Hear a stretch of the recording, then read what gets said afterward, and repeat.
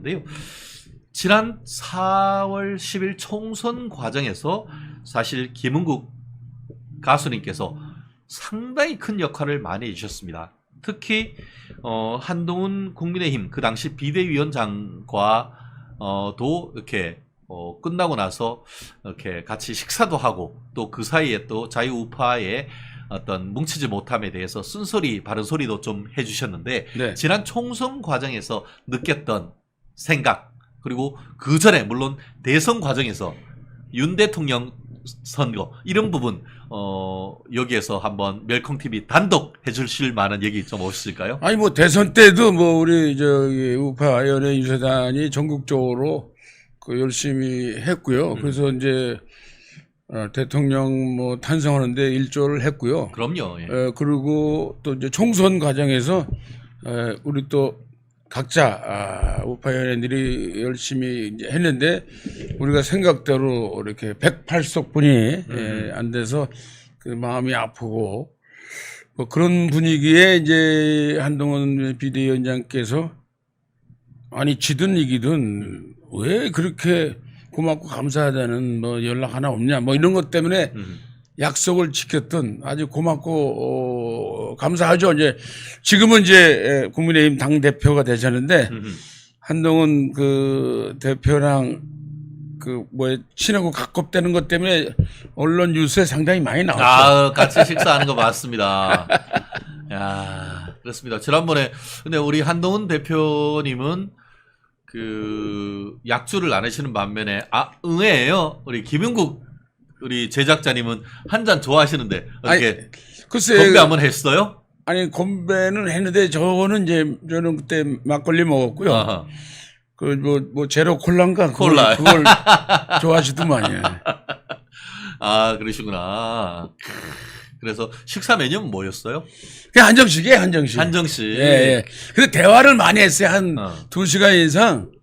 그 뭐 정치 얘기보다는 그 살아온 얘기나 그 뭐 그때 잠원동 저도 오래 사는데 뭐 같은 동네고 그때는 이제 백수로 있을 때니까. 잠원동이면 현대고등학교 바로 근처잖아요. 예, 맞아요. 네. 다 초등 그 동네도 아마 나왔어요. 그 흥국 형님, 네, 신동도 나오고. 예, 흥국 형님 잠원동 살 때 아마 그 한동훈 대표님은 현대고등학교 다니셨을 가능성이 클 것 같아. 예. 그렇죠, 그렇죠. 네. 뭐 이정재 그 친구랑 뭐 이정재하고 뭐 신동초등학교, 뭐 잠원동 다 동계 동창이라 그러고. 예.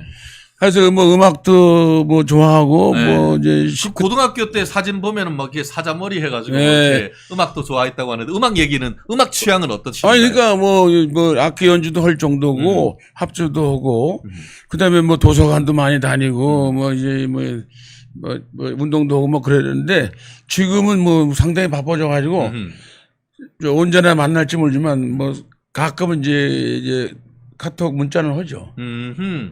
제가 우리 한동훈 대표님 조만간 한번 만나볼까 하는데 그때 한번 같이 한번 좋아요, 식사할까요? 좋아요. 그래요. 그래요. 아까 계속 이어가 볼게요. 김은국이 본 한동훈 어떤 사람이었습니까? 정직하다 난 그렇게 정직하다. 그리고 사람이 순수하고 착하다. 정직하다. 예. 그 자유우파의 가치를 참 가지고 있는 거네요. 그리고 약속을 지킬 줄 아는 사람이고 자기가 한 말은 반드시 책임을 진다. 그렇네요. 우리가 민법 2조가 1조가 약속은 지켜야 한다. 네. 자유우파의 가치는 서로 정직하고 정직의 연장선상에 있는 게 약속은 지키는 건데 이재명은 내가 박근혜 대통령을 존경한다고 했더니 진짜 존경하는 줄 아냐 이런 얘기를 하더라고요. 내가 당대표는 3D 직업 중에 3D 직업이어서 누가 시켜준다고 해도 안 한다라고 했더니 진짜 당대표 안 하는 줄 아느냐 이런 얘기가 지금 나오고 있어. 그런 어떤 좌파들의 어떤 위선 말과 행동이 일치하지 못한다라는 비판이 있는데 그 반면에 우리 그 김은국 선생님이 본 한동훈은 정직, 약속은 지키는 사람 이런 키워드가 나오네요. 예, 제가 뭐 처음 만나고 뭐 잠깐 뭐 밥 먹으면서 대화를 했지만은 그동안에 본 정치인 중에서는 조금 좀 다르다.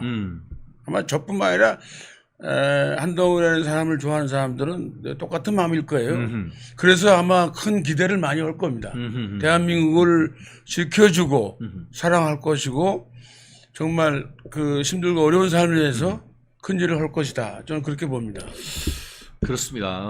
사실 연예인으로서 어떤 그 본인의 연예 활동을 하는데 정치와 관련된 메시지를 내는 게 상당히 부담스러울 수도 있을 텐데 다른 분들과 달리 김홍국 선생님은 정말 열심히 정말 본인의 신념에 따라 지원하시는 그런 정치인들의 이 유세차도 타시기도 하고 하는 네네, 이런 마이크 잡죠. 정신. 네. 저는 지지반을 개인적으로 하죠. 정말 개인적으로 참 존경한다라고 하는데 사실 지금 아까 그 들어오기 전에도 우리 박항수 서울 마포구청장님하고 통화하시고 하시는 네네. 분들도 봤는데 우리 마포구청장님 정말 마포에 누가 있습니까? 그 마포구청 있는 자리에 국회의원이 정청래입니다. 그런 어려움을 뚫고 그 마포구청장님을 되시는데 이런 김홍국 선생님의 응원 굉장히 중요하게 했습니다. 저 또한 이번 그 박항수 청장님이 지금 되시기 그 전에 나왔을 때 제가 네네. 후원 회장도 할 만큼 서로의 그런 그 신뢰가 있고 그 서로 후원이 있는데 그런 점에서도 또 공통점이 있거든요. 조정훈 의원도 마포 예, 아니에요? 그렇습니다. 예, 예. 예. 어쨌든 그 연예인으로서 정치 참여에 대한 어떤 소신이나 철학 어떤 게 있으실까요? 저도 뭐 국민의 사랑을 이제 받는 사람이고 그 일반인은 아니잖아요. 근데 이제 뭐 말 한마디나 어떤 처신은 조심해야 되는데 근데 저도 뭐 나이 먹어가고 뭐 가정도 있고 애들도 있지만은 저는 한 번도 대한민국이 잘못되면 안 된다. 그런 소신은 항상 가지고 있습니다. 이게 누구든지 저한테 정치에 가담하고 정치에 발을 딛지 말고 정치인이랑 좀 멀리해라. 이런 사람들이 상당히 제 주위에 많습니다. 왜 너 누가 알아준다고 뭐 거기 뭐 예를 뭐 나쁘게 얘기하는 사람은 거기 무슨 떡국물이 있냐? 절대 그런 거 없어. 그 사람들 자 필요할 때 그 저 연락하고 그냥 필요 없으면 이게 냉정해 버린 사람들이야. 왜 이런 말씀을 많이 합니다. 그러나 저는 보수 우파 쪽의 연예이지만은 소신 있게 제가 말할 수 있는 거는 정말 여야 좌우를 통해서 선거 때는 선거 때고 끝나면은 서로 싸우지 말고 대한민국을 위해서 국회가 돌아가야지 숫자 많다고 해서 여소야대 아닙니까? 맨 탄핵 그분들 하는 게 뭐예요? 탄핵 아니면 뭡니까? 두 가지 뿐이요. 특검인가 참. 특검요. 아유, 이런 거 뭐 하지 마시고 맨날 그 민생 생각하고 어려운 사람을 위해서 뭐 한다고 말 뿐이고 이런 거 볼 적에 더 이상 저도 말하고 싶지는 않지만 제발 좀 그 금배지 단 만큼 그 자기 지역을 위해서 또 대한민국 국민을 위해서 나는 뭔가 해야 되나. 나를 뽑아주셨는데 그럼 이분들을 위해서 나는 뭘 해야 되냐.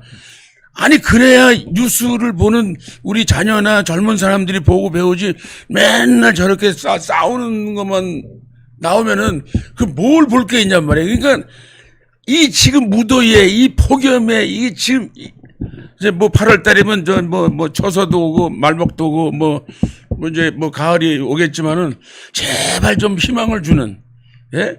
정말 힘들고 어려운 사람들한테 더 이상 그냥 말로만 하지 마시고 정말 멋지고 아름다운 그런 정치를 보여주셔야 우리가 대한민국을 사랑하고 또 우리 정치인을 사랑하고 모든 이웃 어려운 사람을 사랑해서 우리가 다 같이 잘 사는 그런 나라 만들어야 된다고 봅니다. 그렇습니다. 야, 역시 우리 박경련님, 김웅국님 정확한 팩트, 깔끔한 논리의 말씀 맞습니다. 감사합니다. 엄지척 해주셨습니다. 네. 그래요. 벌써 이제 9시 58분을 지나고 있습니다. 우리 김웅국 선생님 또 오늘 또 전라도 고흥에 행사가 있으셔가지고 저희가 긴 시간 같이 하지 못해서 그런데요. 네네. 마지막으로 한 번 해병은 영원한 해병 아닙니까? 네네. 근데 정말 작년 여름 홍수가 난 상태에서 안타깝게도 이제 한 계급 추서에서 최상병 안타깝게 목숨을 잃은 사건이 있었습니다.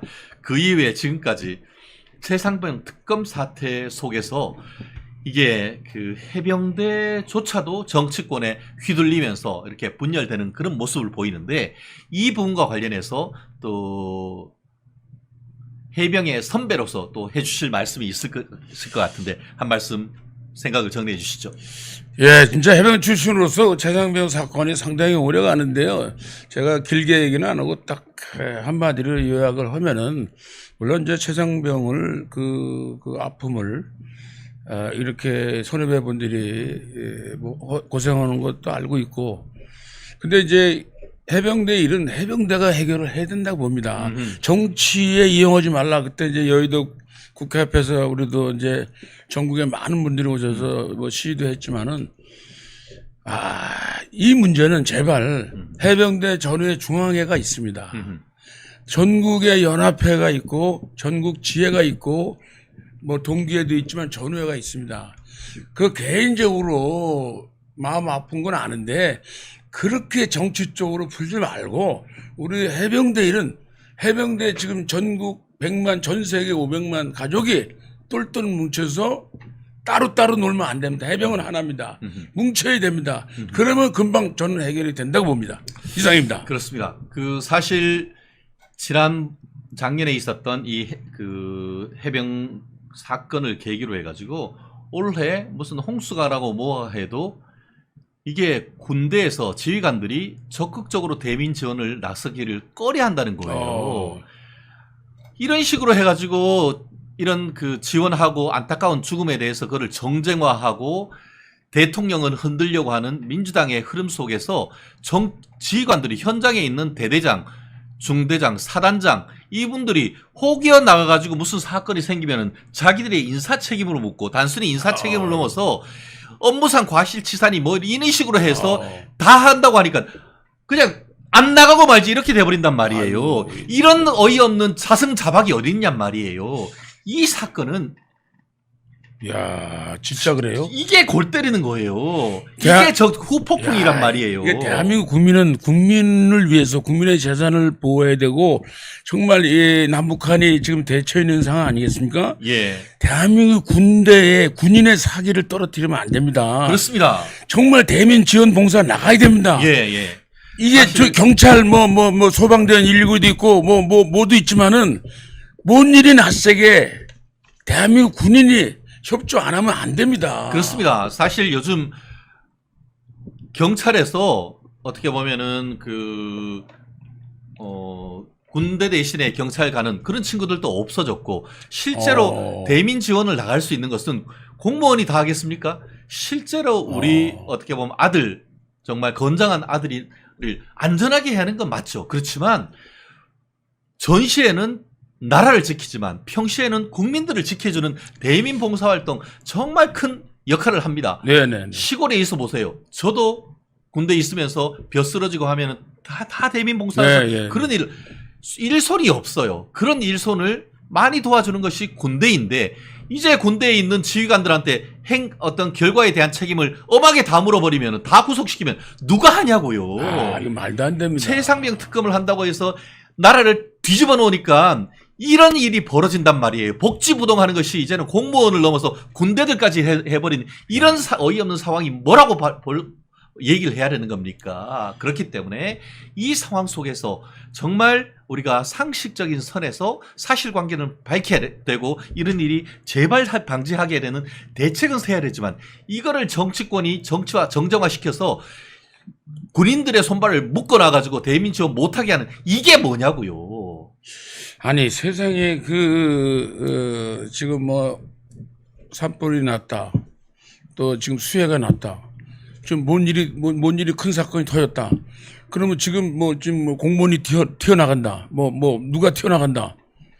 근데 그 숫자도 한계도 있고, 그분들은 그 말 그대로 공무원 분들이 그 책상에 앉아 계셔야 되는데, 이거를 누가 해? 그 고된 훈련을 받던 군인들이 나서서 대한민국 국민을 살려야 된다.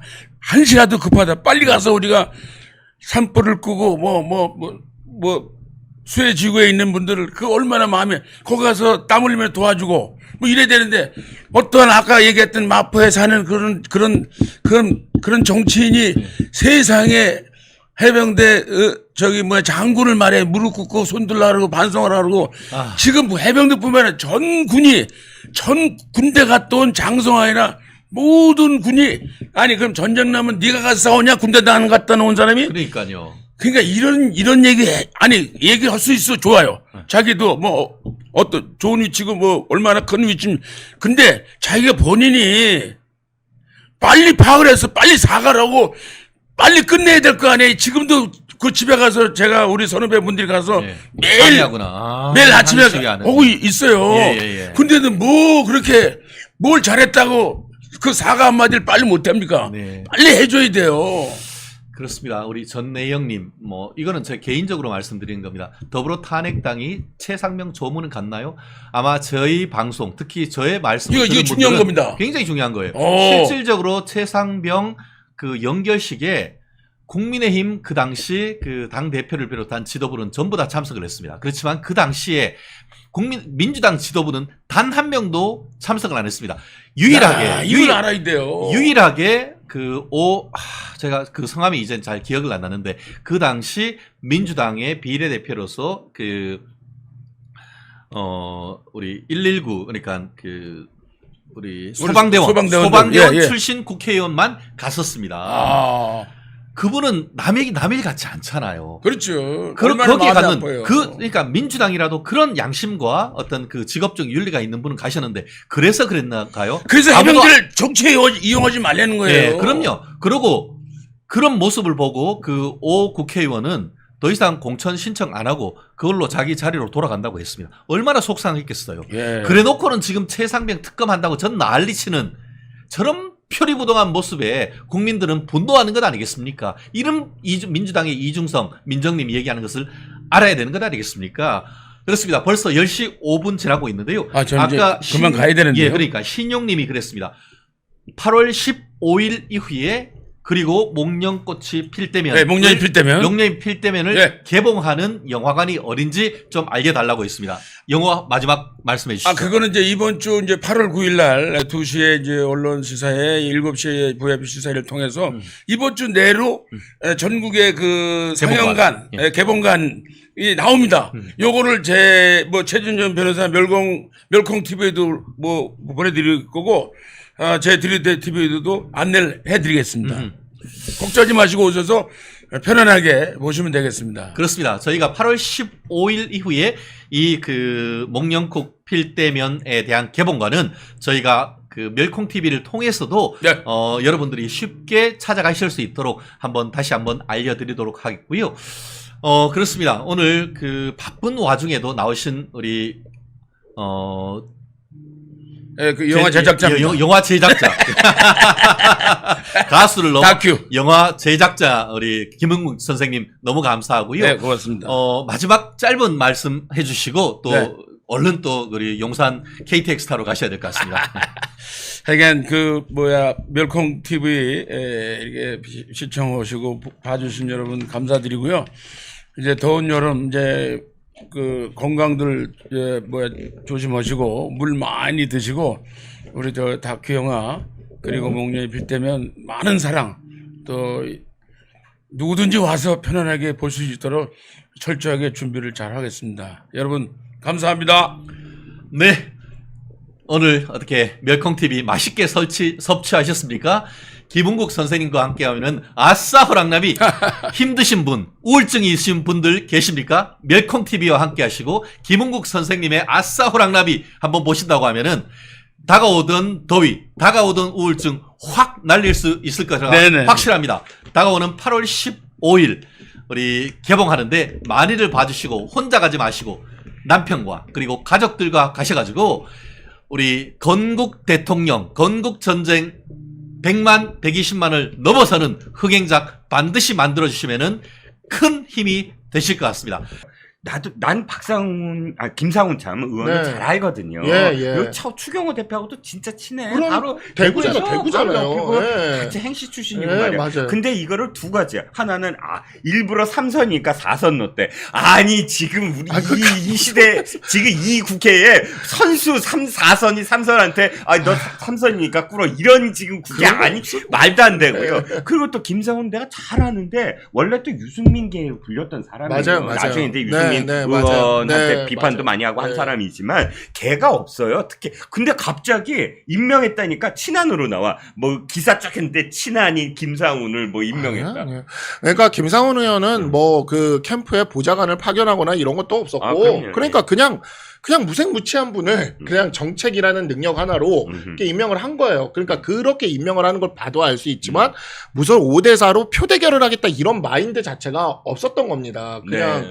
그런 마인드 자체가 없었던 건데 이게 이상하게 그런 구도를 계속 만들고 계속 이게 확대가 되고 저는 이게 좀 그래요. 그만 좀 했으면 좋겠어요. 이제는 맞아요. 이번에 그래도 어쨌든 한동훈 대표가 되게 그 김상훈 정책위 의장을 임명한 거는 정말 저 탁월했다고 보거든요.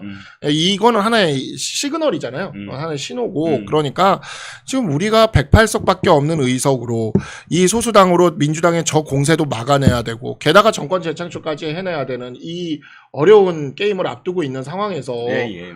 정말 이런 거 가지고 힘겨루기 우리끼리 하는 거 국민들한테 보여주는 거 그만 좀 해서 왜냐면 이게 딱 전당대회 끝나고 저는 되게 좋았던 게 우리 당 지지율이 40%를 딱 뚫었어요. 예. 그리고 진짜 저는 이걸 항상 보거든요. 저는 민주당 지지율만 절대 보지 않고 민주당과 조국혁신당 합산 합친 거. 지지율 네. 그거랑 우리랑 비교를 항상 그래야지. 하는데 예. 그걸 우리가 이겼단 말이에요. 네. 근데 이 정책의장 이 이야기로 한 일주일 가는 동안 약간 꺾였어요. 그럼요. 그러니까 이게 탁 올라갈 때 올라가서 한번 치면서 딱 이렇게 고원으로 가야 되는데 그렇죠. 괜히 우리가 그런 모습을 보니까 이렇게 꺾이지 않습니까? 네. 그래서 저는 같이 가야죠. 네, 같이 가야 되고 일단 예 맞습니다. 그리고 또 한 가지 생각이 드는 건 뭐냐면 아니 왜 무슨 마피아라는 말이 뭐 나쁜 말이라서 또 쓰기가 적어졌지만 예를 들어서 빌 클린턴 그러면 아칸소 마피아 뭐 이렇게 얘기하거든요. 그러니까 저기 백악관 갈 때 자기와 가장 그 세력을 형성할 수 있는 새롭게 개혁하거나 바꿀 수 있는 사람들과 함께 사실 백악관 가는 게 맞아요. 지금 사실 한동훈이라는 사람이 등장을 하면 이 당을 바꿔야 된다라는데 지금 당신과 민심이 집약이 됐다면 한동훈과 마음을 맞출 수 있는 사람들이 사실은 함께 있어야 되는 거. 그게 언제나 전통이 돼야 된다고 생각을 하거든요. 그게 너무 당연한 건데 무슨 친한이 어떻고 친윤이 어떻고 이건 아니라는 거지. 그러니까 저는 정책위의장이나 사무총장이나 서범수 사무총장님도 본인도 저랑 얘기하시다가 그러세요. 뭐라고요? 내가 친한이냐고. 아니, 난 사범수 이번에 사무총장 임명하는 걸 보면서 진짜 엉뚱하게 생각을 했어요. 그러니까 엉뚱하다 생각을 했어요. 왜냐하면 사실은 이준석 비서실장, 이준석의 비서실장이었고 당시에 어쨌든 이준석 대표를 굉장히 열심히 보좌를 했어요. 네, 맞아요. 그리고 끝까지 요걸 자기가 먹어가면서 같이도 자기가 지켜주려고 노력했던 사람이야. 그런데 갑자기 친한이 됐어. 그건 말이 안 되잖아. 그러니까 여러 가지 이유들로 해서 이 사람은 친한이다 아니다가 아니라 이렇게 포석을 한 거잖아요. 그렇지만 나도 비판할 대목이 있어요. 박선수 변호사가 대답을 좀 해줘요. 이를테면 나는 김정혁 최고위원과 굉장히 가까워요. 신문사도 같은 동갑이고 같은 신문사는 아니고 동갑이고 해갖고 되게 가까워요. 여기 모신 적도 있어요. 그리고 능력 많아. 그런데 보통 이 당의 지명직은 전체에서 왜 그 소외된 지역이나 소외된 세대나 소외된 성별이나 이렇게 해갖고 다양한 목소리를 내기 위한 통로였거든. 근데 김정혁 최고위원을 넣었어요. 나는 방송에서 오늘 이렇게 얘기했어요. 아니 지금 김상훈을 사실 정책의장으로 하는 것에 대해서 사실은 진짜 자기 사람이 필요하다. 그건 당연한 거 아니냐. 목소리 내줄 사람. 김정욱만큼 한동훈을 대신해서 얘기해 줄 수 있는 사람이 누가 있느냐. 라고는 얘기했지만 그러나 또 다른 목소리를 집어넣어야 된다는 어떤 그 지명직 최고의 취지에 대해서는 어떻게 그러니까 사실 저도 이제 선거를 낙선하다 보니까 원외 당협위원장이 됐잖아요. 그래서 이제 우리가 요번에 되게 재밌는 게 요번 선거가 끝나고 우리 당에서 처음 결성된 조직이 있어요. 당원 맞아요. 당규에는 있는데 한 번도 결성된 적이 없는. 그게 당규에 있었구나. 예, 있어요. 예. 원외 당원위원장, 당원협의회 위원장, 협의회. 이게 당원의 조문을 딱 갖고 있고 어떻게 구성하는지 뭐 어떻게 운영하는지까지 당원 당규에 다 규정이 돼 있어요. 그게. 근데 우리가 이게 어떻게 생긴 거냐면 그날 이제 그 선거 끝나고 나서 네. 낙선자 모임이 있었잖아요. 네네네. 낙선자 대회가 있었잖아요. 네네네. 낙선자 대회에 또 원외 당협위원장들이 다 모였단 말이에요. 네네. 근데 그날 어떤 분이셨더라? 오신환 의원이었나? 누구셨나? 하여튼 그분이 그 발언을 한 번씩 우리가 다 돌아가면서 했거든요. 이 증거에 대한 그 네네네. 소회나 이런 것들. 정말 그날 엄청났습니다. 사실 그날 분위기는 우리 그때 당선자들 막 환호하는 분위기랑은 정말 달랐어요. 우리 다 패배했으니까 막 울고 난리도 아니었는데 근데 그분이 그 당원 단계의 그 조문을 읽는 거예요. 그러면서 오신환 선수가? 오신환 의원이었나? 제가 정확히 기억이 안 나요. 네네. 예. 근데 한 분이 그걸 읽으면서 이런 단체가 당원 단계에 있는데 아하. 우리는 한 번도 이런 단체를 만든 적이 없다. 그래서 우리가 한번 이번에 만들어 보자. 그랬더니 이제 막 갑자기 그걸 이제 우리가 만든다고 이야기를 하니까 갑자기 막 나오는 이야기가 원외대표를 만든다는 둥 막 이러면서 막 이제 신문들에서 나오고 막 그랬어요. 근데 그게 아니라 그냥 원외 당원협의회 위원장 협의회가 있는 거죠. 그거를 그래서 우리가 단톡방을 그날 만들고 네. 투표까지 해서 정말 가까스로 그 넘겨서 김종혁 위원장을 그 회장으로 우리가 올렸어요. 그래가지고 그 선출한 거잖아요. 선출한 거죠 우리가. 선출, 선출을 한 거예요. 선출이잖아. 선출직으로. 근데 당규에는 선출한다 안 한다 이런 건 없어요. 선출한다가 있어요. 와. 그리고 야, 선출이 이거 공식적인 어떤 조건이 공식이고요. 있네. 공식이고 선출이 선출은 권한이 있다는 거야. 네, 원외 당원협의회가 원외 당원협의회 위원장 협의회가 그 저희 원외 당원협의회 위원장들 총 150 몇 개 우리가 지금 150 몇 개인가 그런데 150 몇 명 중에 과반이 출석해서 과반 이상 찬성해야 된다는 그 규정도 있어요. 그래가지고 진짜 그 과반 출석을 시키려고 우리가 얼마나 노력했는지 우리가 그날 투표할 때 그래서 과반 출석을 해서 우리가 만든 겁니다.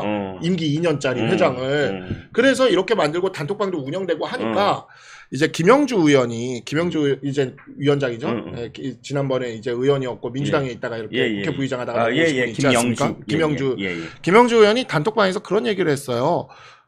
그 전당대회가 이제 할 때가 되니까 전당대회 후보가 누가 당선이 되더라도 지명직 최고는 원외 당원협의회 위원장 협의회에 김종혁 회장을 임명하는 걸로 약속을 받자. 그래서 되게 그 호응이 있었어요. 왜 그러냐면 지금까지 그 지명직 최고위원이나 이런 데나 어디든 원외 당원협의회 위원장들을 그렇게 챙겨주질 않거든요. 아, 그럼요. 그러니까 김종혁 그 최고위원이 겉으로 보기에는 남성이고 기득권이고 뭐 그런 거 아니야라고 생각하겠지만 지금 잘 보세요. 지금 현재 최고위원회 중에 유일한 수도권. 왜 유일하지? 수도권 유일. 아, 잠깐만. 머리 팍 없구나. 유일한 수도권. 세상에 수도권은 한 명도 수도권이 안 한 명도 받았다고? 없어요. 그러네요. 근데 고향 당연. 장동혁은 저기 있잖아요. 어디지? 저기 그 충남 보령 서천. 아, 보령이다. 내가 헷갈렸구나. 왜 보령 서천. 수도권으로 생각을 하고 있었지? 네. 아, 맞아. 유일한 수도권이에요. 유일한 수도권. 어. 그 다음에 원외 당원협의회의 그 회장으로서 그 원외 그 당원협의회 위원장들의 당협위원장들의 그 저기를 대표하는 사람. 그러니까 그 두 가지만 해도 아니, 됐어. 끝났죠. 성격이 아, 그럼 얘기 좀 하지. 명확합니다. 정말 그냥, 너무 명확해요. 그냥 네. 저 한동훈 저 대표의 가장 가까운 사람이라고 다들 생각을 하잖아요. 근데 그걸 부인하진 않지만 그러나 충분히 이 지금 전체의 최고위원회의 부족한 부분, 그렇죠. 다양성을 지금 더 끼워 넣을 수 있는 부분에서 충분한 자격이 있다. 인정. 네, 인정. 우리가 참 문제가 뭐냐면 수도권이 소수라는 게 이 당이 지금 맞아요. 수도권이 소수라는 게 정말 그 협의회가 만들어진 거 박수로 보내는 게 두 가지가 우리는 그냥 반짝 캠페인 정당이야. 네. 뭐냐면 그때 사람들 딱 해갖고 맞아요. 그 다음에 네. 거기서 있던 없던 그냥 다 흩어져 버려. 맞아요. 네. 그렇지 않고 그 지역 키워야죠. 그 지역에서 어쨌든 네. 나중에 경제가 또 하더라도 네. 어쨌든 알리는 시간. 근데 지금은 뭐 며칠 전에 딱 줘갖고 며칠 동안 그냥 하고 끝. 맞아요. 소모품. 네. 근데 이번에 이 협의회도 만들고 또 뭐 지구당 네. 또 만약에 부활이 되고 그러면 그래도 특히나 수도권 네. 강남 말고 네, 네. 강남 말고 수도권에서 정말 힘든 곳들에서 이 유권자들한테 안정적으로 알리고 그렇죠. 할 수 네. 있는 그런 그 기반을 이번에 마련하게 김정혁 최고위원이 그렇죠. 됐다. 네. 이 얘기 아니에요? 맞습니다. 맞습니다. 인정, 예, 인정, 인정, 네. 인정, 인정, 인정. 자, 진도를 좀 나가 보면 이겁니다. 자, 한동훈 대표에게 사실은 저도 방송에서 맨날 나오지 말아야 된다라고 얘기를 했어요. 왜냐하면 너무너무 힘든 길이기 때문에. 그렇죠. 너무너무 힘든 길이기 때문에 진짜 내우외환 뭐 이런 맞아요. 이런 맞아요. 네, 내우외환이잖아요. 네, 앞으로 앞뒤로다. 해야 될 어떤 상황들 특히나 지금 이제 물론 뭐 이렇게 고비 다 넘겨서 단일 대우로 간다고 하더라도 192석이라는 허들을 민주당이랑 어떻게 해야 네. 되느냐에 대한 문제 그리고 또 저쪽은 절박하잖아요. 구치소 담장이 그럼 바로 맞아요. 앞에 있잖아. 그거 절박함이 있잖아요. 네. 어쨌든 뭘 해도 절박해 저쪽은. 네. 그러니까 그것을 상대하면서 거꾸로 또 대통령실도 설득해야 되고 이런 과정들이 있는데 또 중요한 건 이거예요. 솔직히 말씀드리면 이제부터 민생 대결이 맞아요. 펼쳐질 것 같아요. 맞습니다. 그야말로 네.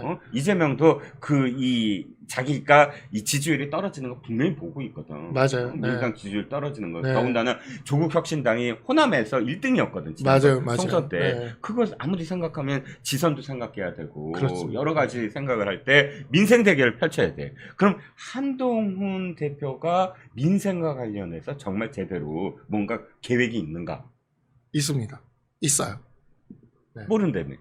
있어요. 있어요. 예. 이건 아나 보다. 뭐가 있습니다. 있어요? 뭐가 예. 있어요? 근데 그거는 제가 발표하지 않고 한동훈 대표께서 발표를 하셔야 그러니까 될 것 내가 같고. 뭔가를 묻는 것보다는 일단은- 지금 그림이 있느냐? 네, 그림이 그림에 있어요. 대한 어떤 왜냐하면 요번에 전략기획부총장 대신 신지호 부총장이랑 오늘 제가 여기 오기 전에 방송에서도 이야기를 했지만 어제 제가 점심을 먹었어요.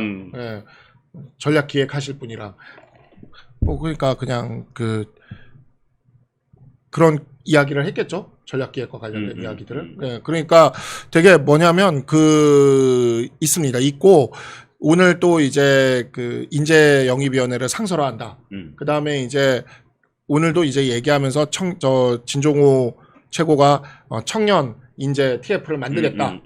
그 다음에 이제 청년정치학교는 우리가 광주연설에서 공약으로 던졌죠. 네. 예, 청년정치학교에 대해서도 던졌고. 네. 그래서 이러한 부분들을 가지고 이제 전체적인 그림을 네네. 그려놓은 것이 있어서 그 그림을 아마 이제 한동훈 대표께서 직접 발표를 하실 거고요. 조만간 발표를 할 거고. 우리도 그 생각을 하고 있어요. 뭐냐면 지금 민주당은 우리 발목 잡기밖에 안 하잖아요. 탄핵. 맞아요. 예, 걔들도 지금 그거밖에 길이 없고 자기들이 뭘 보여줄 게 없으니까 그런 거거든요. 근데 우리가 보여주기 시작하면 이거 판 뒤집어진다고. 그게 봅니다. 문제예요. 그게 솔직히 네. 대통령실에 내가 안타까운 건 아젠다라든지 이런 네. 이런 걸 내야 되는데 민주당의 공격에 대해서 내가 방송에서 얘기를 할 때 네. 대안을 내놔라 예. 했을 때 솔직히 얘기하면은 내가 또 말 길어진다고 욕먹겠다. 그러니까 왜 보통 대통령이 집권을 하면 네. 의원 입법을 하거든요. 네. 왜냐면 그러니까 대통령실에서 입법을 못하니까 네, 네. 집권 여당을 통해서 내가 갖고 있는 아젠다를 투영을 해서 계속 입법을 시켜요. 네. 당연히 그건 있어야 되는 거고 집권 여당이. 근데 내 기억에 이 윤석열 정부에서 의원 입법으로 무슨 법안을 낸 적이 그렇게 많지 않아. 근데 윤석열 정부도 굉장히 새로운 아젠다들을 많이 던지긴 했어요. 예를 들어 한미동맹 복원, 한미 핵동맹 복원, 그 다음에 원전산업의 부활, 이런 것들이 굉장히 굵직굵직하고 네네. 큼직큼직한 것들을 던졌는데 문제는 뭐냐면 이것이 우리의 전통 지지층들한테는 굉장히 그러니까 예를 들어 저도 뭐 그렇지만 이런 당협들에서 다 지금 플랜카드로 걸고 있는 게 체코 원전이고 수조 이렇게 딱 걸고 있거든요. 자, 우리 전통 지지층들이나 이런 분들은 굉장히 감격적인 순간이에요. 그리고 역시 문재인 정부 때 망가졌던 한 산업이 다시 살아나서 이렇게 된다. 근데 문제는 뭐냐면 우리가 외연을 확장해야 되는 사람들한테는 맞아요. 그런 얘기가 그렇게 소구력 있게 와닿지 않는다는 거예요. 그러니까 분명히 국가가 이제 해서 돈을 벌어오는 거기도 하고, 그다음에 우리의 안보가 강화되는 거기도 한데, 우리의 전통 지지층들한테는 확실히 설득력이 있는데, 우리가 설득해야 되는 30, 40, 그다음에 또 좀 더 어린 20까지 2040의 그런 이런 청년층, 수도권, 중도층들한테는 이게 생각보다 소구력이 그렇게 크질 않은 거죠. 맞아요. 거기를 민주당이 지금 파고드는데, 네네. 근데 민주당의 것들에 대해서 지금 2040 세대는 어떤 세대냐면, 저는 이게 어제 엊그젠가 그 우리 한동훈 대표가 강적들 나가서 얘기하신 게 저는 진짜 딱 맞다고 보는 게, 어느 거예요? 강적들에서 70년대생 한동훈 대표의 특징이 뭡니까? 라고 물으니까 그 얘기를 하시더라고요. 나는 80년 광주 때 유치원생이었어요. 나는 이 나라의 굵직굵직한 사건들을 역사로 알고 있지 경험으로 갖고 있지 않고 그에 대한 기억을 갖고 있지 않습니다. 다만 역사로 배웠죠. 라고 얘기를 하더라고요. 그게 지금 한동훈 대표 이후에 태어난, 저도 79년생인데 우리들의 특징이에요. 동시대성, 코호트의 동시대성이 없다는 게 없어요. 도리어 부채와 침이 없이 아무것도 없어요. 부채와 침이 없다는 얘기예요. 아무것도 없고 그래서 어떤 특징을 갖고 있냐?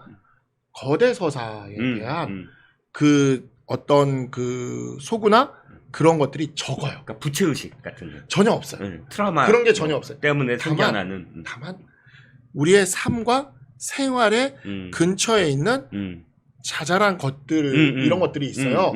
이러한 것들에 대해서 굉장히 많이 중요하게 생각합니다.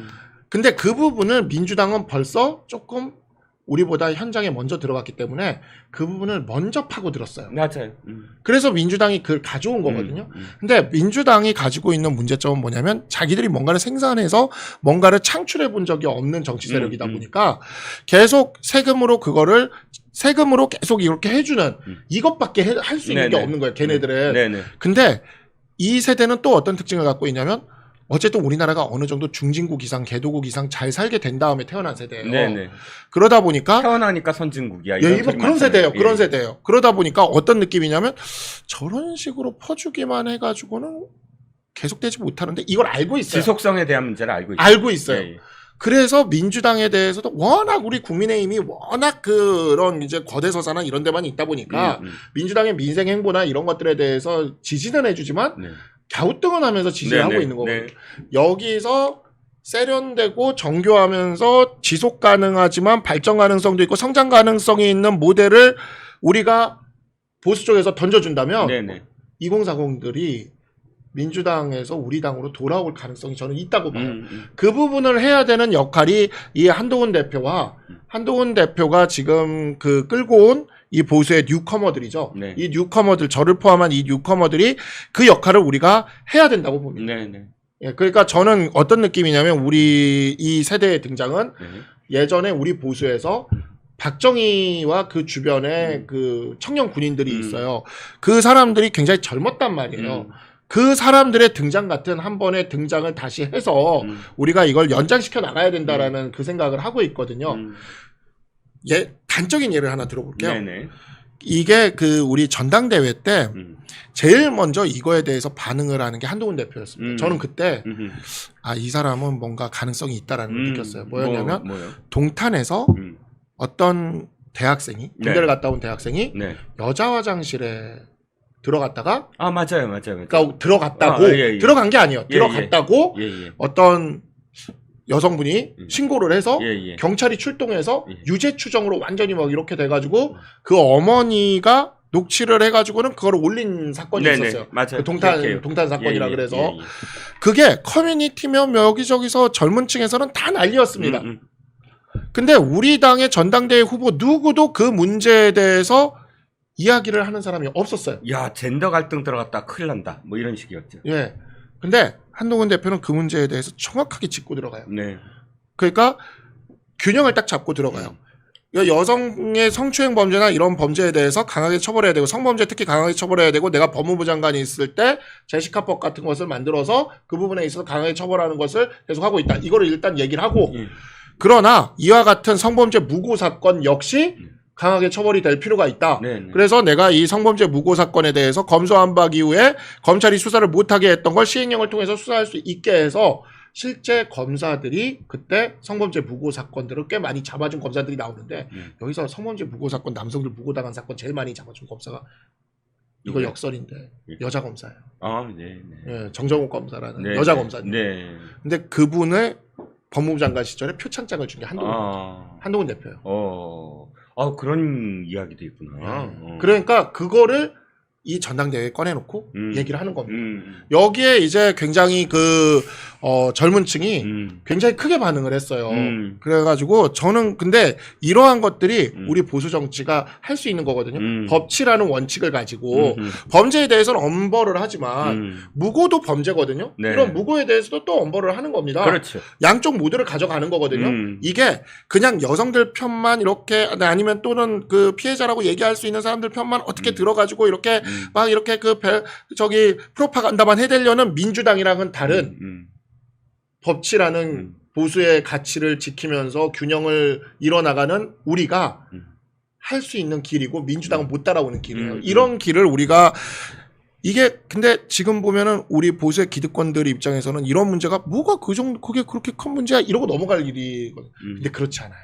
지금 요 세대 이후에서는 굉장히 중요한 문제예요. 한동훈 대표의 그 접근법은 굉장히 저는 신선했어요. 저도 기억이 나는 게 왜냐하면 비슷한 그 예가 이준석 대표였거든요. 이준석 대표가 젠더 갈등을 네. 사실 가장 후벼 팔면서 자신의 어떤 아군을 만들어가는데 그건 하나의 어떤 편을 드는 거예요. 솔직히 말씀드리면 맞아요. 균형감이 아니라 네. 한쪽을 편을 들면 상대는 적이 되더라도 맞아요. 내 확고한 지지 네. 세력이 형성이 된다. 이런 식의 그 계산이 보이더라고요. 맞아요. 실질적으로 거기에 진정성 있게 이 젠더 갈등을 내가 이 균형점을 잡아가면서 이 갈등을 해소하는데 기여하겠다. 이런 마인드가 없이 내 지지 세력 이런 식으로 접근하니까 사실상 이 젠더 갈등에 있어서 난 부작용이 굉장히 많은 어떤 그런 해법이라고 생각을 했거든요. 근데 지금 좀 맞아요. 전에 얘기했던 사건 내도 지켜봤는데 한동훈 대표의 어떤 그 뛰어듦과 그다음에 거기에 균형감이라든지 이런 것들을 설득해 나가면서 거기에 맞아요. 대해서 해결점을 찾아가는 과정은 상당히 이런 식으로 접근하는 게 굉장히 중요하구나라는 생각이 들게 했어요. 그러니까 2030 여성들이 우리 당을 지지를 많이 안 하잖아요. 네네. 2030 여성들이 왜 우리 당을 지지를 안 할까? 어떻게 하면 2030 여성들을 데려고 다시 우리 당의 지지로 끌고 올 수 있을까? 이런 걸 고민하시는 분들이 많아요. 네. 그래서 민주당식으로 어떻게 보면 그러한 정책들을 우리가 해야 된다라고 얘기하시는 분들도 굉장히 많죠. 네. 저는 뭐 여성들에 대해서 여성들이 사회적으로 남성들보다 기회를 가지지 못하는 것에 대해서 보완할 수 있는 그런 정책을 시행한다. 이런 건 우리 보수라고 해서 못할 건 없다고 봅니다. 당연히 해야 할 수 있다고 보는데 다만 우리가 그 전략으로는 민주당을 따라잡을 수가 없어요. 그럼요. 왜냐면 우린 보수니까 일종의 한계가 있는 건데 이게 어떤 거냐면 문재인 정부 때 뭐를 문재인 정부가 했냐면요. 네. 성범죄로 남성이 고소당하고 수사만 당해도요. 네. 고소당하고 수사만 당해도 직장에 통보하는 정책을 시행했습니다. 통보만 하더라도 수사만 당해도 아니 고소당해도 그건 맨날 무죄 추정 얘기하는 무죄 사람들이 추정과 상관없이 그냥 직장에 통보하는. 그러니까 그리고 당시 민주당 의원들이 무슨 법을 만들었냐면 여성이 성범죄를 당할 경우에 유죄 추정을 해주고 남성이 스스로의 무죄를 입증해야 되는 법안을 발의했어요. 그건 근데 그건 이런 법은 성에 대한 문제가 아니라 말이 안 되지. 그러니까 법적. 우리 보수의 입장에서는 성에 대한 문제가 아니라 이건 말이 안 되는 법이에요. 근데 이런 혜택을 받는 사람들의 입장에서는 이렇게 좋은 혜택을 주는 정치 세력이 있다면 그 정치 세력을 지지할 수밖에 없는 거예요. 그게 아까 얘기하는 이준석식의 맞아요. 저기요. 파고들어서 상대를 맞아요. 적으로 두더라도 나의 아주 맞아요. 코어층을 형성하겠다라는 맞아요. 식의 그거 갈등을 부추기는 거죠. 맞아요. 그랬더니 이제 우리 당에서 해결책이라고 나온 게 이준석식의 그 해결책. 20대, 30대 남성들의 이렇게 해가지고 이준석식의 해결책으로서 이제 대결을 더 극단으로 몰고 가는 해결책이었죠. 그래서 그때 그 양쪽이 충돌할 때 어마어마했잖아요. 네네. 그때 사회적으로도 맞아요. 엄청나게 논쟁이 격렬했고. 근데 제가 그 동탄 사건 때 대표님께 그런 얘기를 했어요. 어떤 동탄 거요? 사건에 대해서 얘기를 하실 때 네네. 제가 그랬어요. 우리가 법치주의를 지키려고 하는 이상 민주당식의 그러한 무죄 추정 원칙까지 다 밟아버리는 그런 식의 해결책은 우리가 가져갈 수가 없다. 네. 우리는 그런 걸 가져갈 수가 없는데 그렇다고 이준석식의 그런 해결책도 아니다. 왜냐하면 20대 30대 남자들도 특히 20대 남자애들 같은 경우도 여자친구 사귀어야 되잖아요. 근데 20대 남자애들이 이준석을 지지를 해도요. 여자친구한테 이준석 얘기를 못 해요. 너무 싫어하니까. 그렇겠지. 내가 이준석 지지합니다라고 커밍아웃을 하기가 힘들다고 자기 여자친구한테. 그러니까 제가 그 얘기를 했어요. 20대 30대 남성들에 대해서 그런 억울함에 대해서 법치주의에서 뭔가 이렇게 지켜지지 않은 거에 대해서 우리가 이야기를 하긴 해야 되는데 그렇다 하더라도 여성들에 대해서 그렇게 제시카법이랑 얘기하신 건 너무 잘하신 거고 그렇게 함으로 인해서 20대 30대 남자애들이 한동훈 대표를 지지한다고 얘기를 하면 하는 게 부끄럽지 않도록 자기 여자친구한테 얘기해도 부끄럽지 않도록 여자친구 입장에서 나는 이재명과 민주당이 나은 것 같은데 라고 생각이 들다가도 그래도 한동훈 대표도 뭐 그렇게 나쁜 것 같지는 않은데 요 정도는 되게 그러면 이제 어떻게 되냐면 그걸 가지고 이제 대화의 물꼬가 터서 우리 쪽으로 땡겨올 수도 있는 거예요. 다는 못 데려올 수 있겠지만 물론 우리가 그 민주당이 하는 그런 법치주의를 무너뜨리는 수준의 우리 자기 지지 세력만을 위한 그런 정치까지는 우린 못하잖아요. 우리는 보수의 한계는 뭐냐면 그걸 못해요. 제가 25만 원 이거 필리버스터도 가만히 이렇게 제가 듣고 있는데 듣고 있다 보면 야 이거 모르는 국민들은 민주당 찍을 수밖에 없겠구나 이런 생각이 드는 거예요. 왜냐면 윤건영 의원 막 이런 사람들 오면 불쌍한 사람들 가난한 사람들 도와주겠다는데 윤석열 정부는 이걸 또 안 주고 뭐 이런 얘기를 해요. 막 그러면서 그 돈이 아깝습니까? 막 이런 얘기를 해. 얼마나 감성적으로 다가와요. 근데 우리는 그렇게 하면 경제가 얼마나 어려워지고 뭐 하고 뭐 어떤 이런 얘기를 하고 있는 거예요. 그러니까 이거는 우리가 아무리 따뜻한 보수를 한다 그러면 아무리 해도 이 보수라는 사람의 이 기본적인 성향에서는 거기까지 못 가는 거죠. 그렇죠. 대신 그렇다고 해서 이준석이 하는 것처럼 그렇게 극단적으로 해가지고 뭔가 우리가 그걸 지지한다는 걸 큰 소리로 외치기도 힘든 자기 여자친구한테 말하기도 힘든 그런 걸 하면 안 되고 어느 정도 합리적인 선에서 이야기를 하면서 이 안에서 이야기를 끌고 올 수 있는 수준은 돼야 되는 거예요. 그래서 제가 그렇게 여자친구한테 얘기해도 부끄럽지 않은 수준의 정치를 해주시면 가져올 수 있다.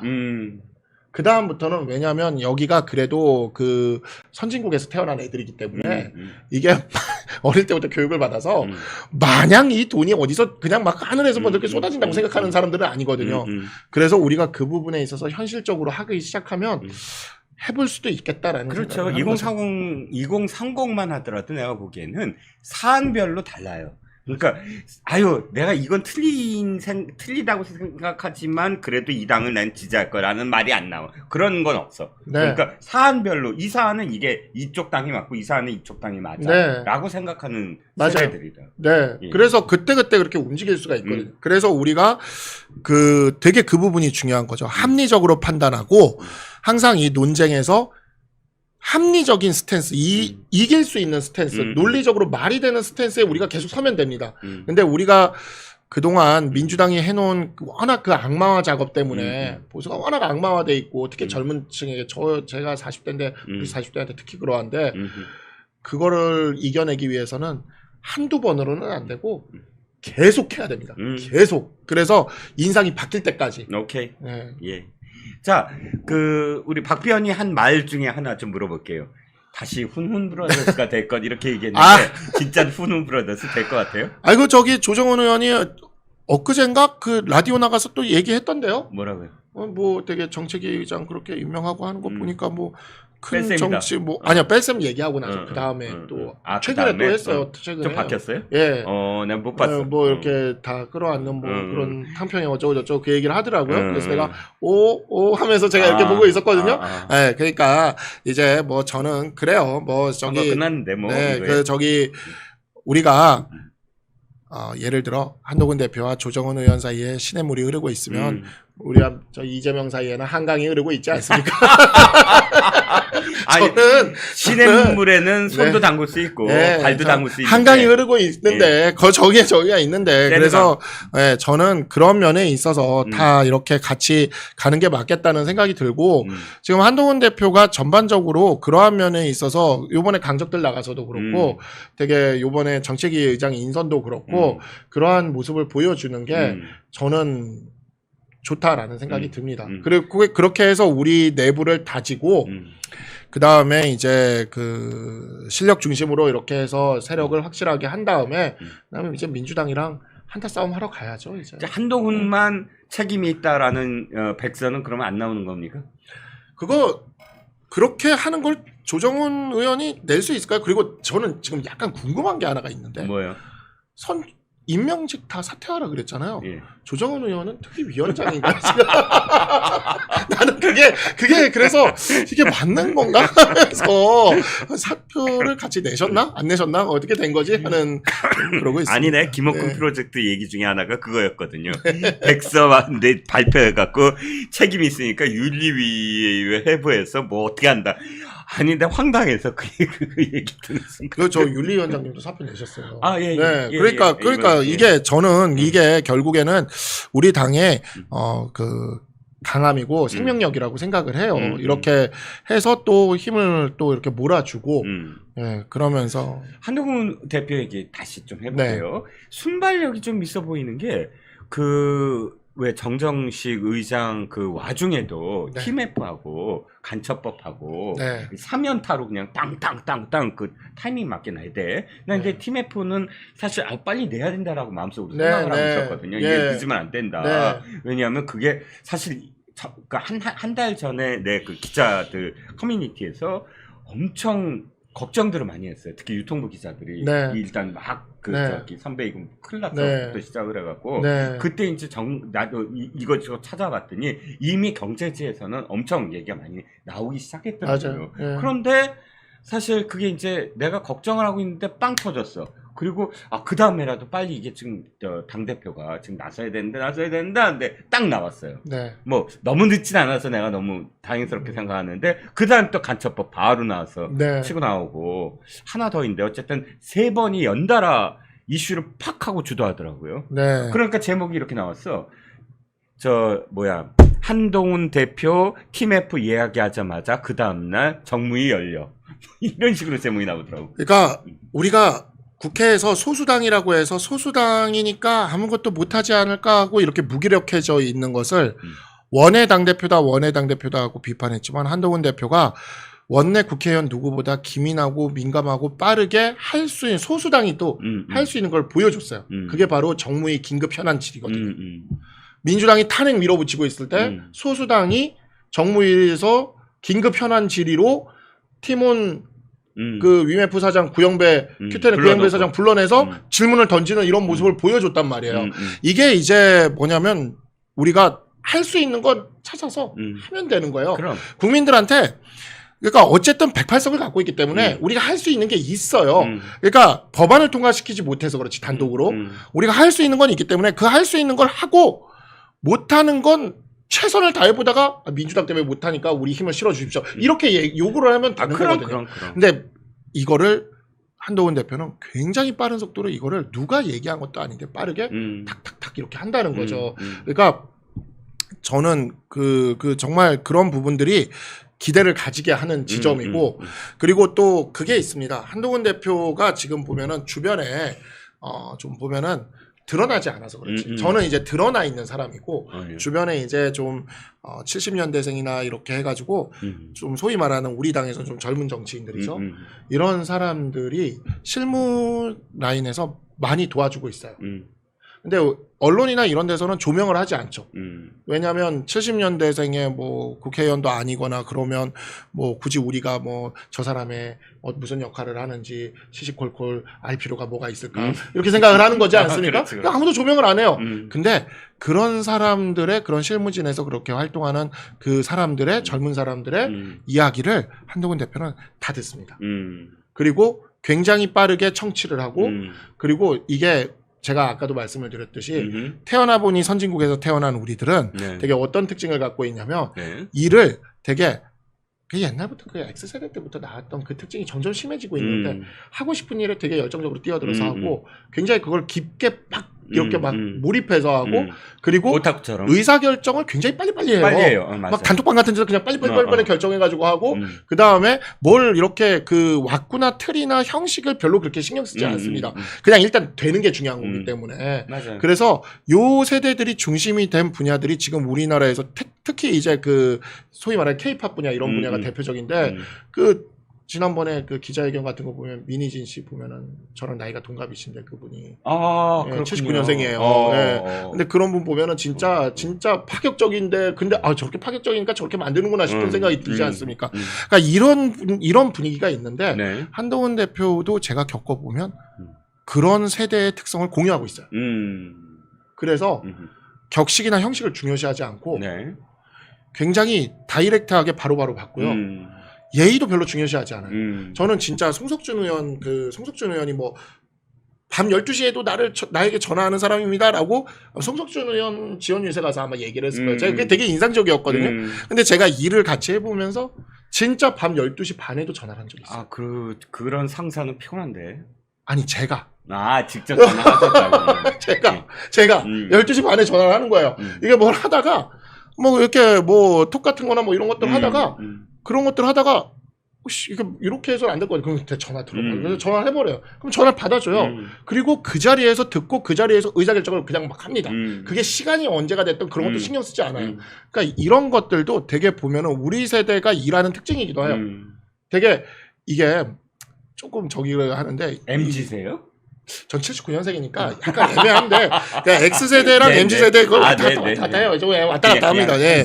애매한데 근데 이게 어떠냐면 되게 일들이 그래서 뭐 카톡 금지법도 막 하고 그러는 거예요. 이게 뭐냐면 이게 스타트업 문화도 되게 비슷하고 그런데 퇴근 시간이라는 게 딱히 없고 그냥 막 그 자리에서 그냥 막 우리끼리 논의해서 막 으쌰으쌰해서 하는 거죠. 그러다 보면 막 새벽에도 막 하고 막 이래요.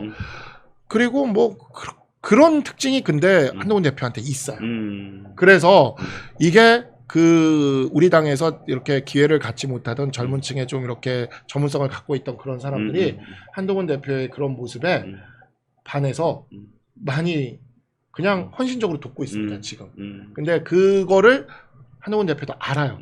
그게 요번에 이제 청년층의 그 인재 영입을 강화하고 주변에 그걸 늘리겠다고 얘기하는 게 당내에 이런 뉴커머들이 앞으로 더 늘어날 겁니다. 더 늘어날 건데 이거를 고깝게 보실 게 아닌 게 이게 우리 당의 확장성을 만들어낼 겁니다. 왜냐하면 민주당은 이게 86세대가 묘하게 민주적인 것처럼 해도 사실은 하나도 아니 괜히 운동권 아까 운동권 문화 자체는 사실상 굉장히 중세예요. 그러니까 진짜 중세. 그러니까 군주가 있고 군주에 그냥 무조건 복종하는 한총련 의장이 뭐라고 갑자기 그 가마 해갖고 막 100명이 그 가마대에 앉혀갖고 또 한 100명이 사수대라고 그래서 감옥 들고 이런 식의 그 문화였어요. 그때 당시에. 그러니까 이게 무슨 민주주의야. 그게 이제 보면 이준석 대표가 예전에 잘 썼던 그 카드고 그거를 이제 우리 윤석열 대통령에게 그 이미지를 줘서 젊은 층의 지지를 끌어낸 건데 그 예전에 좋아 빠르게 가 선조치 후보고 이거 기억나시지 않습니까? 이게 실제 돌아갔던 캠프가 지금 한동훈 캠프예요. 진짜 한동훈 대표한테 필요하면 실무진에서 바로 선조치 후보고 그러니까 윗선에 이게 이 트리상에 이런 구조가 있다 하더라도 탑다운 형식으로 그냥 한동훈 대표가 그때그때 또 되게 빠르니까 흡수하고 내주고 그러면 선조치 후보가 돼서 그렇다고 해서 중간관리에 있는 분들이 기분 나빠하지도 않고 그렇게 그냥 인파워먼트 이루어지면서 그냥 일이 돌아가는 거죠. 수평적으로. 이게 이루어지는 건데 어제 이제 신지호 전략기획부총장이랑 제가 점심 먹으면서 얘기를 들어보니까 신지호 부총장이 여러 캠프를 다 자기가 경험을 해봤는데 어느 캠프든 가보면 중간에 뭐 저기 있는 사람 왜 나를 통해 보고 안 했냐 뭐 했냐 뭐 격식 따지고 형식 따지고 막 이러면서 그러면서 이제 동맥경화 걸리고 의사결정 늦어지고 세월아 내월아 되고 이렇게 되는 경우들이 있었는데 이렇게 되게 스마트하면서도 효율적인 캠프는 처음 겪어봤다 그 얘기를 하시더라고요. 그래서 그런 조직을 만들 수 있는 사람입니다. 한동훈 대표가 사실 자기가 중심이 돼서 자기의 뜻대로 자기의 시스템을 만들어 나가는 첫 선거였다고 생각해요. 네. 지난번 비대위원장 시절은 이 거대 진짜 당이잖아요, 이건. 맞아요. 뭐 거대 당, 그러니까 50년 역사를 가진 거대 당이 관습대로 가져가는 어떤 그 시스템이야. 근데 일단 비대위원 장으로 모신 거지. 네. 자기가 그때 몇 개월 남았다고 자기가 무슨 뜻을 펼치고 또 전혀 이질적인 어떤 맞아요. 그런 그 기득권 그룹도 있고 이런데 선거를 사실상 타협을 해가면서 했을 테면 지금은 아마 한 대표에게도 상당히 많은 경험치 네. 이들이 플러스가 됐을 것 같아요. 네. 그러니까 저는 제가 쓴 책에서도 이야기를 했지만 저는 되게 지금 우리가 가야 될 길이 그러니까 제가 선거 끝나고 나서 생각을 해보니까 네. 보수당들이 전 세계 보수당이 네. 위기에 빠졌을 때 돌파한 방식이 이런 한동훈 대표 같은 젊고 스마트하고 대중적 인기가 있는 사람을 세워서 돌파를 했어요. 맞아요. 네, 근데 우리는 그동안 그런 데 있어서 좀 인색했던 거죠. 근데 이번에 그런 사람이 한 명 나왔기 때문에 이런 젊고 스마트하고 대중적 인기가 있는 사람을 가지고 돌파한 제가 그 책에서도 얘기를 한 게 데이비드 캐머런 얘기를 계속했는데 캐머런이 12년이 집권한 영국 노동당 정권을 끝장냈거든요. 네. 그리고 그 캐머런조차도 자기가 한계에 부딪혔을 땐 자기보다 더 젊고 스마트한 사람들한테 물려줬거든요. 그걸 보리스 존스가 이어받았고 네. 마지막에 이번에 결국 정권 교체되긴 했지만 마지막에는 심지어 파키스탄 계열의 잘생긴 리사 수나까지 이렇게 이어졌던 거 아닙니까? 그게 이렇게 쭉 이어지면서 그렇게 될 때 캐머런이 나도 한때는 보수의 미래였다라고 얘기를 했는데 우리도 이제는 그런 보수의 미래를 만들어내야 돼요. 보수의 미래를. 이제 이 당대표 선거를 쭉 지켜보시면 알겠지만, 당대표와 또 대통령 후보까지 최근에 한 3년간의 흐름은, 이 당이 바뀌어야 된다라는 절실한 당원과 민심의, 네. 방향성이 확실해요. 이준석 대표를 계속 제가 좀 비판적이긴 하지만, 그럼에도 불구하고 이준석 대표가 당시에 대표가 된 건 그야말로 이 당의 시대 정신이에요. 맞아요. 맞아요. 네. 그 이후에 사실 윤석열 대통령을 후보로 만든 것도 사실은 여기에 수십 년간의 기득권을 갖고 있는 수십 번 전당대회에 나왔던 그런 후보들이 다 사실 제쳐졌잖아요. 네, 맞아요. 그러니까 네. 지금 그 맥을 이어서 또 한동훈이라는 사람이 나온 거, 그러면 이 당은 무조건 바뀌어야 된다. 네. 결과물을 내라라는 그 열망이 계속 이어지고 있다는 거지. 저는 그게 우리 보수 정당, 우리 당, 그리고 우리나라의 보수 정치 세력의 저력이라고 생각합니다. 그리고 저는 되게 멋있어요, 진짜. 진심으로 멋있어요. 왜냐하면 진짜 생각해보면 그때 3당 합당이 없었다면, 이라는 생각이 들어요. 그리고 진짜 그때 이준석 대표의 당선이 없었다면, 윤석열 대통령을 우리가 후보로 만들지 못했다면, 그러니까 이런 모든 순간들에 이 당원들의나 이런 우리 보수 정치의 리더들의 그 생각들이 우리나라를 지켜온 것 같아요. 저는 그래서 진짜 되게 멋지다는 생각이 들고, 이번에 어찌 보면 한동훈 대표가 또 그 주변에서 어찌 보면 당원들이 기회를 지금 준 거지 않습니까? 그 기회를 가진 사람들이 정말 사명감 있게 이 보수 정치를 다시 살려낼 수 있도록 역할을 해야 된다고 생각을 합니다. 그 역할을 하고 그 다음에 보수의 미래가 또 와서 하겠죠.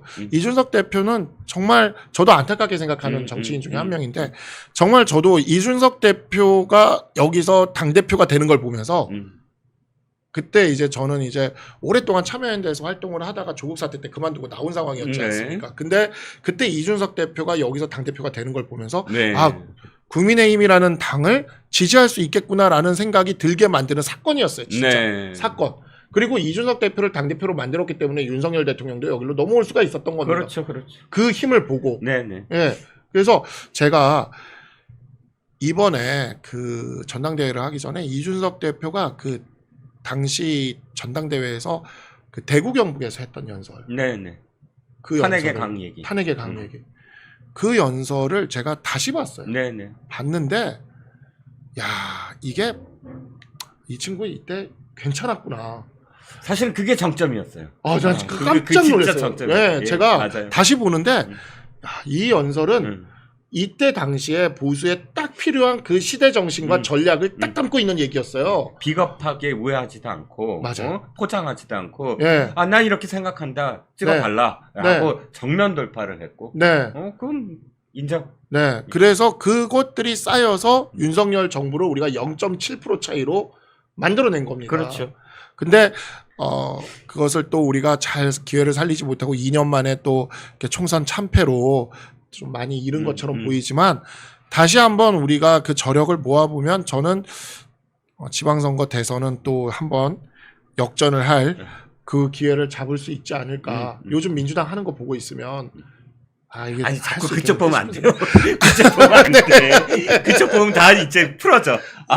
됐다. 맨날 그래.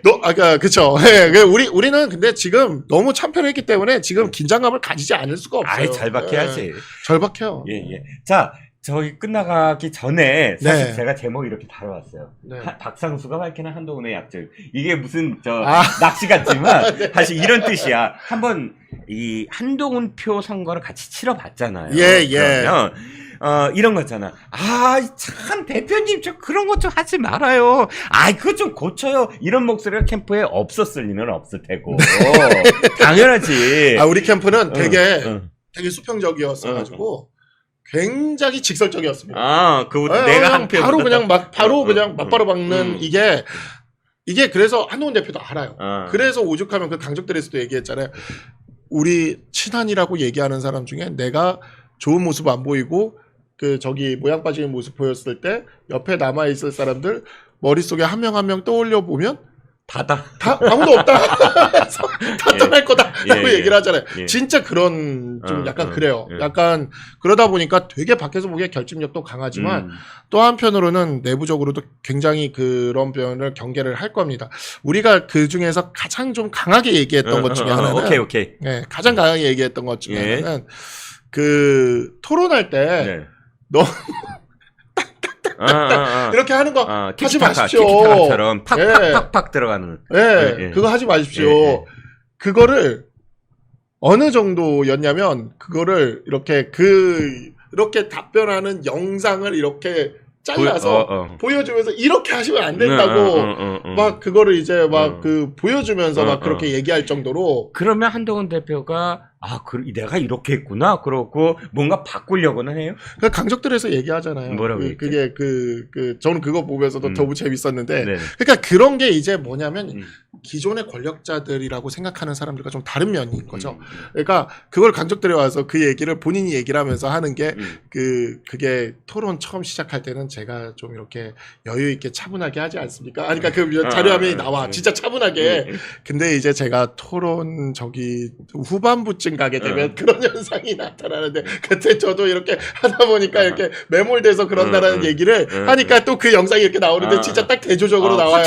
확실히 달라. 여유고 여유 있게 여유 있게 있어. 시작하다가 이렇게 넘어가는 거죠. 근데 한편으로 생각하면 그런 부분을 우리 내부에서 전당대회를 할 때는 조금 그런 모습으로 보일 수가 있는데 본인이 그거를 본인도 알고 있는 이야기고 한동훈 대표도 알고 있는 이야기고 또 한편으로는 민주당과 싸운다고 했을 때 상당히 강력한 무기가 될 수도 있습니다.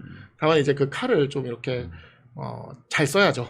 잘 써야 되는데 지금 현재는 민주당이 워낙에 지금 이재명 대표를 중심으로 해서 워낙에 그 비상식적이고 그러한 그냥 맹공 모드로 나오고 있기 때문에 우리도 맹장이 필요한 상황이긴 해요. 그래서 저는 그런 생각이 이재명 전략 무기로서의 날이 무뎌지지 않는 수준에서 그렇지만은 조금은 이제 그런 부분은 이제 좀 바뀌어야 되지 않을까라고 생각은 하고는 있습니다. 옛날 하나만 내가 소개할게요. 옛날에 이런 중국의 고사인데 이게 있어요. 그러니까 중국의 하나의 소영주 왕이 신하에게 그 닭을 한 마리 맡겨요. 2개를 만들어 달라. 그리고 이제 맡겨서 며칠이 지났는데 아무래도 얘기가 없어. 그래서 이 영주가 이제 그 신하한테 야, 그 닭 이제 좀 쓸만해졌냐? 그랬더니 이 신하가 하는 말이 아니되옵니다. 아직도 사람들이 다가가면 막 그 날개를 펼치고 막 싸우려고 듭니다. 아직도 멀었습니다. 그 다음에 또 몇 주가 지나서 야, 그 닭 좀 싸울 수 있냐? 그랬더니 아닙니다. 지금은 바람만 불어도 막 화를 냅니다. 화가 나갖고 며칠 후에 아니 도대체 그 닭은 언제 되는 거야? 그랬더니 신하가 딱 하는 말이 이젠 됐습니다 하면서 목계가 됐다 이렇게 표현해요. 나무다 목계가 됐다. 그 어떠한 으르렁거림과 그 어떠한 사람들이 와도 꿈쩍도 안 하고 목석이 된처럼 가만히 있는다. 그게 가장 크게 두려움. 그러자 모든 그 닭들이 다 두려워한다. 그 목계를 그 목계의 수준까지 왔다. 라고 얘기를 해요. 그게 목계의 뭔가 그 고사인데 사실 이제 한동훈 대표가 정말 싸울 때 제대로 싸울 줄 안다는 것도 알지만 그러나 좀 여백도 좀 필요하고 어떤 때는 싸울 때 좀 여백도 필요하고 한순간을 딱 죽였을 때 도리어 상대의 길을 팍 꺾을 수 있는 그런 부분도 좀 필요하지 않을까 라는 생각이 들어서 제가 느낀 바로는 그럼에도 불구하고 그런 면들에 대해서 스스로 정확히 알고 있고 스스로 그런 면들을 그래도 진짜 보면은 그렇게 저희들이 그렇게 닥달하고 다음 토론 가면은 초반은 진짜 바꾸려고 노력을 하는 거니까 저는 이제 하도 많이 보다 보니까 약간 그 표정 변화에서 캐치가 돼요. 시작하는 느낌이 이렇게 오는 거예요. 그분이 온다. 그분이 온다. 하는 느낌이, 그분이 온다. 온다 하는 느낌이. 왕유했네. 이게 좀 이렇게 근데 그게 이제 뭐랄까 그럼에도 불구하고 그걸 다 알고 있고 저는 이 한동훈 대표가 가지는 가장 큰 강점이 이 자기 객관화. 보통 이 정도 인기가 있고요.